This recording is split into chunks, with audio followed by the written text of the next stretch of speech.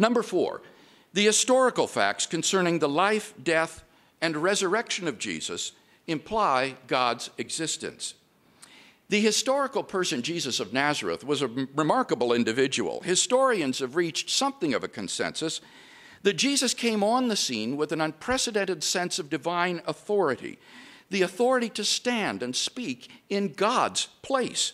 He claimed that in himself the kingdom of God had come, and as visible demonstrations of this fact, he carried out a ministry of miracle working and exorcisms. But the supreme confirmation of his claim was his resurrection from the dead. If Jesus really did rise from the dead, then it would seem that we have a divine miracle on our hands and thus evidence for the existence of God. Now, most people would probably think that the resurrection of Jesus is something you just believe in by faith or not. But in fact, there are actually 3 established facts recognized by the majority of historians today, which I believe are best explained by the resurrection of Jesus. Fact number 1, on the Sunday morning after his crucifixion, Jesus' tomb was found empty by a group of his women followers. According to Jakob Kramer, an Austrian specialist in the study of the resurrection narratives, by far most scholars hold firmly to the reliability of the biblical statements about the empty tomb. Fact number 2, on separate occasions, different individuals and groups saw appearances of Jesus alive after his death. According to the prominent New Testament critic Gert Ludemann, it may be taken as historically certain that the disciples had experiences after Jesus' death, in which Jesus appeared to them as the risen Christ. These appearances were witnessed not only by believers, but also by unbelievers, skeptics, and even enemies. Fact number 3, the original disciples suddenly came to believe in the resurrection of Jesus despite having every predisposition to the contrary. Jews had no belief in a dying, much less rising Messiah, and Jewish beliefs about the afterlife precluded anyone's rising from the dead to glory and immortality before the end of the world. Nevertheless, the original disciples suddenly came to believe so strongly that God had raised Jesus from the dead that they were willing to die for the truth of that belief.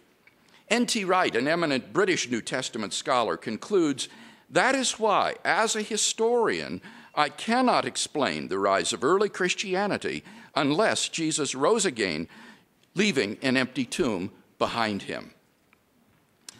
Attempts to explain away these 3 great facts, like the disciples stole the body or Jesus wasn't really dead, have been universally rejected by contemporary scholarship. The simple fact is that there just is no plausible naturalistic explanation of these facts. Therefore, it seems to me the Christian is amply justified in believing that Jesus rose from the dead and was who he claimed to be. But that entails that God exists. Thus, we have a good inductive argument for the existence of God based on the resurrection of Jesus. 1, there are 3 established facts about Jesus: the discovery of his empty tomb, his post-mortem appearances, and the origin of disciples' belief in his resurrection. 2, the hypothesis God raised Jesus from the dead is the best explanation of these facts. 3, the hypothesis God raised Jesus from the dead entails that the God revealed by Jesus exists. 4, therefore, the God revealed by Jesus exists. Finally, number 5, God can be immediately known and experienced.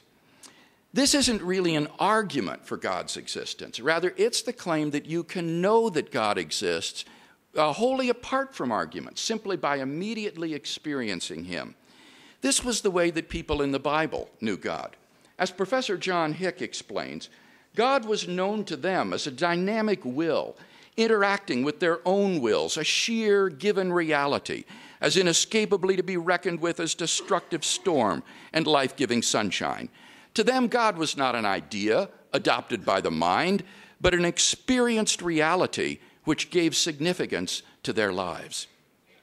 Now, if this is the case, there's a danger that arguments for God could actually distract our attention from God himself. If you're sincerely seeking God, God will make his existence evident to you. The Bible promises, draw near to God, and he will draw near to you. We mustn't so concentrate on the arguments that we fail to hear the inner voice of God speaking to our own hearts. For those who listen, God becomes an immediate reality in their lives. In conclusion, then, we've seen 5 reasons to think that God exists.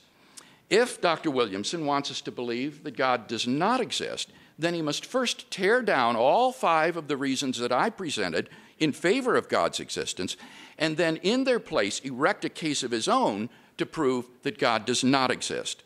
Unless and until he does that, I think that theism is the more rational worldview.